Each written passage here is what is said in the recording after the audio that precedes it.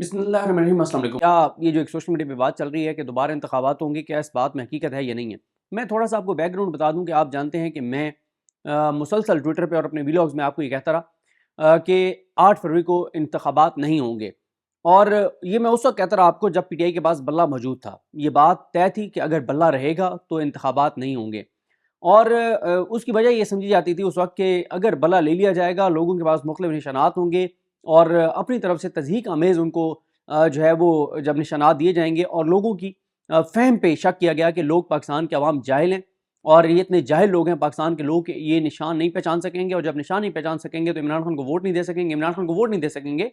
तो शरीफ ख़ानदान जो है इस मुल्क पर मुसल्लत करने में आसानी होगी। ये पाकिस्तान के लोगों की फ़हम पर, उनकी शऊर पर और उनकी मतलब अक़ल पर ये शक किया जाता था और पाकिस्तान के लोगों को जाहिल समझा जाता था कि जाहिल लोग हैं और ये निशानात नहीं पहचान सकेंगे। बल्ला हुआ तो बल्ले पे तो आराम से ठप्पा लगा देंगे। तो ये एक बहुत बड़ा एक कार्ड था कि ये अगर बल्ला होगा तो इलेक्शन नहीं होगा, अगर बल्ला नहीं होगा तो फिर इलेक्शन जो है वो कराए जा सकते हैं। अच्छा, मैं इसलिए भी ये कह रहा था कि जब ये बात होती थी कि सुप्रीम कोर्ट बल्ला ले लेगी वापस, तो मैं उस वक्त काजी फाइज ईसा साहब के बदतरीन नाकदीन के बावजूद मैं कहता था कुछ भी हो जाए जस्टिस काजी फाइज ईसा साहब बल्ला वापस नहीं लेंगे। और मैं उसकी वजह ये बताता था दोस्तों को कि यार काजी फाइज ईसा साहब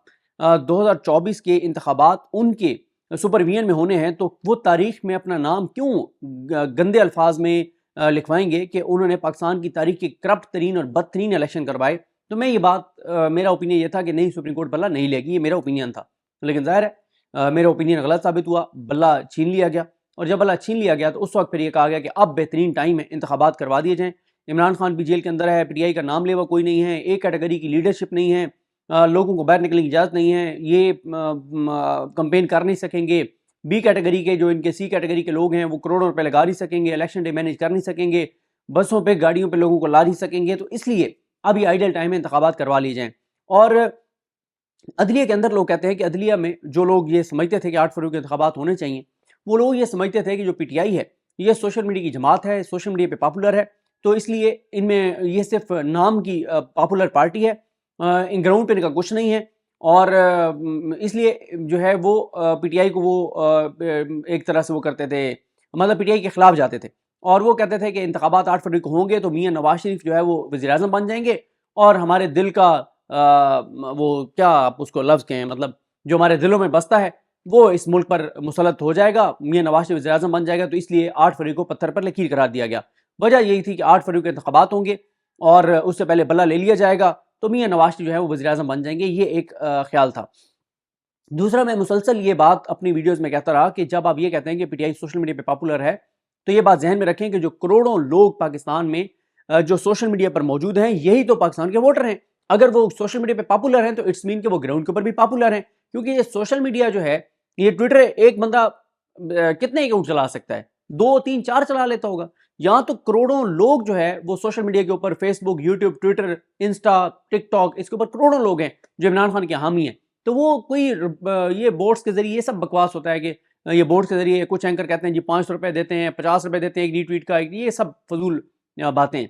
तो मैं ये कहता था कि अगर ये बात आप मानते हैं पीटीआई सोशल मीडिया पे पॉपुलर है तो इट्स मीन कि पीटीआई ग्राउंड के ऊपर भी पॉपुलर है। लेकिन अंसार अब्बासी साहब जैसे लोगों की खबरें पढ़ पढ़ के लोग ये समझते थे कि पीटीआई पॉपुलर नहीं है। अंसार अब्बासी साहब की खबरें पढ़ पढ़ के ये समझा जाता था कि पीटीआई के लोग मायूस हैं, पीटीआई के लोग डरे हुए हैं, वो वोट के लिए नहीं निकलेंगे। अंसार अब्बासी साहब की खबरें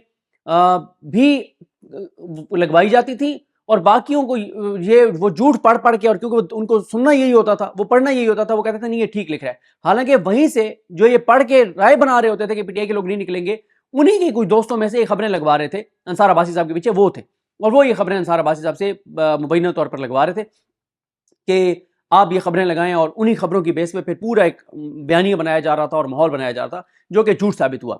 अच्छा, अब ये हो गया, इलेक्शन हो गया। इलेक्शन के बाद अब सूरत हाल ये हो गई है कि ना इसको दुनिया तस्लीम कर रही है और दुनिया भर से तहफ़्फ़ुज़ात आ रहे हैं। इंटरनेशनल मीडिया ने पाकिस्तान को लिटा दिया है और पाकिस्तान के इदारों के हवाले से बहुत खौफनाक बातें वो लिख रहे हैं। और इंटरनेशनल मीडिया लिख रहा है कि ये इलेक्शन जो है वो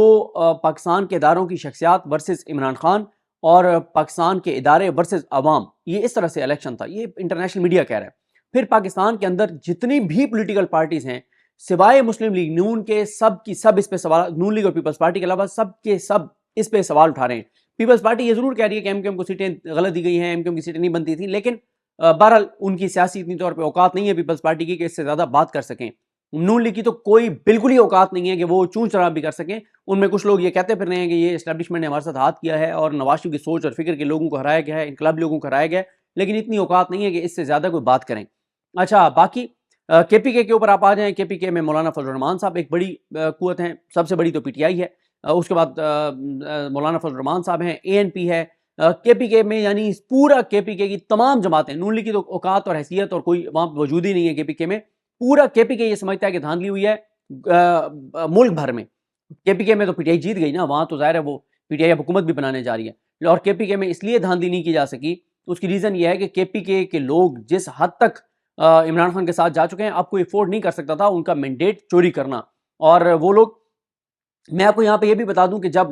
کے پی کے سے میں 2 بار ہو کے آیا اور میں کچھ مہربانوں کو بتایا کرتا تھا اور میرے یہ الفاظ تھے، میں نے کہا کے پی کے میں جو دیکھ کے آیا ہوں تو کے پی کے لوگ عمران خان کے لیے جان دے بھی سکتے ہیں اور جان لے بھی سکتے ہیں۔ تو لیکن 3 پشتون، بڑے پشتون اینکرز اور صحافی جو ہیں وہ کچھ اور رائے رپورٹ دیتے تھے، تو پھر ہمیں یہ کہا جاتا تھا کہ تم لوگوں کی کیا وہ ہے، تم لوگ جنوبی پنجاب سے اٹھے ہو، تمہیں کے پی کے ڈائنامکس کا کیا پتا؟ جو پیدا وہاں پہ ہوئے ہیں، جن کا گھر وہاں پہ ہے، جو رہتے وہاں پہ ہیں، جو آتے جاتے وہاں پہ ہیں، جو پشتو بولتے ہیں، تو ان کو بہتر پتا ہے، تم لوگوں کو کے پی کے کا بہتر پتا ہے۔ میں نے کہا جی میں تو آپ کو اللہ کو حاضر ناظر جان کے وہ بات بتا رہا ہوں جو میں نے وہاں جا کے دیکھی ہے، اور میں نے یہی دیکھا ہے کہ عمران خان کے لیے وہاں کے لوگ،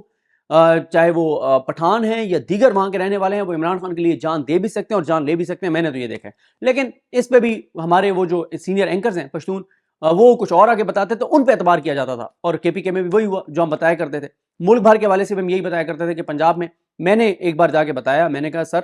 میں میاں والی گیا ہوں، میں بکھر گیا ہوں، میں لیا گیا ہوں، میں ملتان گیا ہوں، میں بہاولپور گیا ہوں، میں میلسی گیا ہوں، میں بہاڑی گیا ہوں۔ میں نے کہا، میں نے ادھر بھی یہی کہا، میں نے کہا آپ لوگ یہ سمجھتے ہیں نا کہ ہم عمران خان کے حامی ہیں، کوئی شک نہیں ہے ہم عمران خان کو کہ اس سمجھتے ہیں کہ وہ جو بات کہہ رہا ہے وہ حق کہہ رہا ہے، وہ سچ کہہ رہا ہے، وہ ٹھیک کہہ رہا ہے، ہم اس کو سپورٹ کرتے ہیں ایز اے پاکستانی، اور ہمارا خبر میں آپ نے فیکٹس بتانے ہوتے ہیں، انالیسس میں آپ نے ٹھیک کو ٹھیک اور غلط کو غلط کہنا ہوتا ہے۔ تو جب میں نے یہ بات کہی تو اس پہ بھی تھوڑا سا ہوا، تو میں نے ادھر بھی یہ بات کہی، میں نے کہا میں آپ کو حلفاً یہ بات بتا رہا ہوں کہ گراؤنڈ کے اوپر صرف عمران خان کے لوگ ہیں، باقی نون لیگ کا ہر 6-8 میں سے ایک بندہ آپ کو نون لیگ کا شرمندہ ہو کے کہتا ہے کہ میں نون لیگ کو ووٹ دوں گا، اور وہ بھی نواز شریف کے لیے نہیں، مقامی وہ وننگ کسی اس کے ساتھ ہے، وننگ ہارسز میں سے کسی کے ساتھ ہے، اور وہ کوئی اس طرح کا نہیں ہے۔ یہ ساری باتیں ہم کہتے تھے لیکن اعتبار نہیں آتا تھا۔ کچھ میڈیا والوں کو جو خبریں فیڈ کی جاتی تھی وہ پھر وہی بیانیہ بناتے تھے، اور یہ جھوٹ کا ایک مسئلہ ہوتا ہے، 4 5 6 7 8 10 بار آپ بولے نا، پھر آپ خود اس پہ یقین کرنے لگ جاتے ہیں کہ یہی درست ہے، اور یہی ہوا، جھوٹ بلوایا گیا اور پھر خود بھی وہ سننا اور پڑھنا اور کہنا شروع کیا، تو لگا کہ عمران خان کی کوئی گراؤنڈ کے اوپر صورتحال نہیں ہے۔ اب خیر الیکشن ہو گئے، بدترین ہوئے، جو کچھ ہوا ننگا اور گندا، پاکستان کی تاریخ کا بدترین الیکشن ہوا، اور اس کو کوئی مان ہی نہیں رہا۔ بلوچستان پورے میں احتجاج چل رہا ہے، کے پی کے پورے کی جماعتیں اٹھ کھڑی ہوئی ہیں، پنجاب میں پی ٹی آئی کل سے، اور ملک بھر میں اور ہر جگہ پی ٹی آئی کل سے احتجاجی تحریک چلانے جا رہی ہے۔ تو اس سارے سینیریو میں جو ہے وہ اب ایک سوال پیدا ہو گیا کہ اب آگے کیا ہوگا۔ ایک انسرٹینٹی ہے، حکومت بن بھی جائے تو چلتی ہوئی نظر نہیں آتی۔ نون لیگ کے اپنے لوگ ٹی وی پہ بیٹھ کے کہہ رہے ہیں کہ 1.5 سال سے زیادہ نہیں چلے گی، محمد زبیر صاحب یہ بات کہہ رہے ہیں، باقی بھی کہہ رہے ہیں، اور اس وقت آپ دیکھ لیں یہ حالات ہیں، صورتحال ہیں، مینڈیٹ عوام نے کس کو دیا ہے؟ 90% لوگوں نے نون لیگ کو مسترد کیا ہے، لیکن اسی نون لیگ کو ملک میں مسلط کیا جا رہا ہے، چاہے وہ وفاق میں چاہے وہ پنجاب میں، اور مریم نواز کی بارگاہ میں ایک ایک پی ٹی آئی کا بندہ اٹھا کے جو بھی اس کے ساتھ بیچارے کے ساتھ کیا جا رہا ہے، لیکن اب وہ بیچارہ نہیں ہے کیونکہ وہ انتہائی احمق آدمی ہے، جو گھروں میں ہیں وہ کمپرومائزڈ ہیں، پہلے سے بکے ہوئے ہیں، یہ جتنے بھی ہیں یہ پہلے سے کمپرومائزڈ ہیں۔ میں آپ کو یہ امیر محمد، کیا نام ہے اس کا، امیر محمد حسن خیلی جو بھی ہے، یہ ادھر جو ثناء اللہ مسیح خیل صاحب کے نیچے ہے، وہاں سے